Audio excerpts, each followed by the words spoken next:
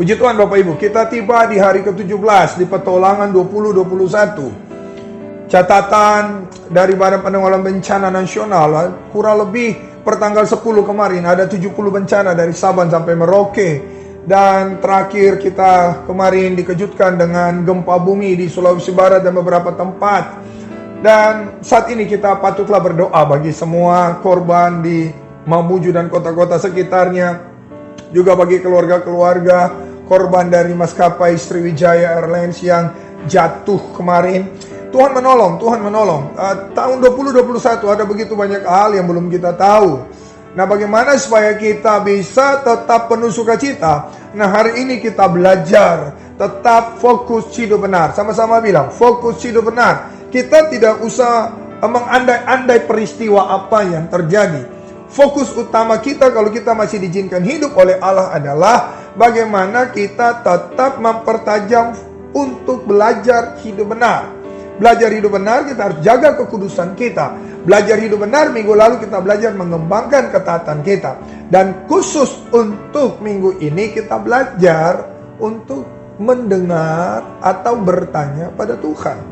Seni yang hilang dari kekristenan. Karena apa? Begitu kita berjalan dengan Tuhan, peristiwa demi peristiwa akan membuat kita punya yang namanya pengalaman.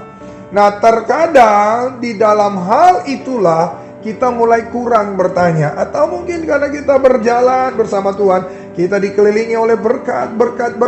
Dan karena kita begitu banyak berkat, segala hal yang kita perlu hari ini kita nggak datang lagi buat Tuhan. Karena kita tinggal pergi ke mesin ATM, bahkan sekarang dengan cukup aplikasi di HP, segala hal bisa kita lakukan. Semua berkat Tuhan ini sebenarnya baik dari Tuhan untuk kita. Tetapi kitanya yang kebablasan. Pada akhirnya kita merasa bahwa kita tahu segalanya. Untuk fokus hidup benar, tidak bisa dilepas pisahkan dari seni bertanya buat Tuhan. Kita harus sering bertanya buat Tuhan untuk satu hal yang pertama, karena Dia Maha tahu. Kita nggak tahu apa-apa, Bapak Ibu ya. Kita nggak tahu apa-apa. Tuhan yang Maha tahu, Tuhan yang tahu nanti ini tanggal 18 Januari jadi apa. Tuhan yang tahu nanti Februari, Maret, April, November, Oktober 2021 jadi apa. Kita kagak tahu. Kita tidak bisa mendikte kehidupan dari otak kita. Hanya Allah penentu segala yang terjadi. Daud dalam 2 Samuel ya pasal 5 ayat 17 sampai 25. Kita lihat kisah yang hebat dari Daud. Berhadapan dengan musuh yang sama di tempat yang sama 2 kali. Tapi Daud bertanya buat Tuhan. Kemenangan pertama tidak menjadikannya congkak dan sombong untuk begitu tiba pada pertempuran yang kedua dan dia lupa diri. Daud sangat tahu bahwa berbeda hari itu sudah sesuatu yang sangat berbeda solusinya. Daud tidak pernah memakai pengalaman karena dia tahu dia tidak tahu apa-apa. Dengar Bapak Ibu, kita harus selalu bertanya buat Tuhan. Karena sekaya apapun Bapak Ibu, sepintar apapun Bapak Ibu dan saya tidak pernah tahu apa-apa tentang hari esok. Yang tahu cuma Tuhan. Jadi karena itu kita memang tidak pernah tahu apa-apa tentang hari esok. Sudah seharusnya lah kita rendahkan diri kita dan bertanya, Tuhan, saya mau bikin apa besok? Tuhan, ini usaha saya harus bikin apa? Nah, itu penting untuk kita ketahui. Daud dalam 2 Samuel 5 ayat 17 sampai 25 dia bertanya. Ya. Tuhan pertama bilang bikin gini.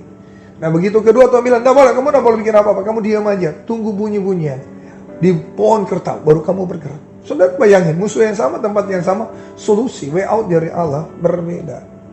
Nah, Bapak Ibu yang Tuhan diberkati, kenapa Daud bertanya buat Tuhan? Karena saya dapat membuat kesimpulan sederhana. Yang pertama karena dia tahu dia tidak tahu apa-apa dan Tuhan yang Maha tahu. Yang kedua, karena dia tidak menjadikan pengalamannya sebagai Tuhan.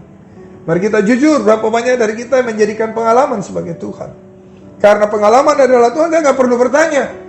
Oh, kemarin Tuhan sudah tolong, hari ini juga pasti bisa. Nggak perlu tanya juga pasti Tuhan tolong. Saudara, dengarkan saya. Pertolongan yang Tuhan lakukan tidak serta-merta membuat kita harus merasa lebih tahu dari Dia. Karena kesusahan sehari cukup untuk sehari. Yang terjadi hari ini, begitu selesai, it is finished. Tidak ada to be continue untuk besok. Besok kesusahannya sendiri lagi. Mari kita sadarkan hal ini Bapak Ibu. Jangan jadikan pengalaman Tuhanmu. Belajar dari Daud. Dia jadikan Tuhan adalah Tuhan dan bukan pengalaman sebagai Tuhan. Silakan kau punya boleh pengalaman banyak, mujizat banyak dengan Tuhan.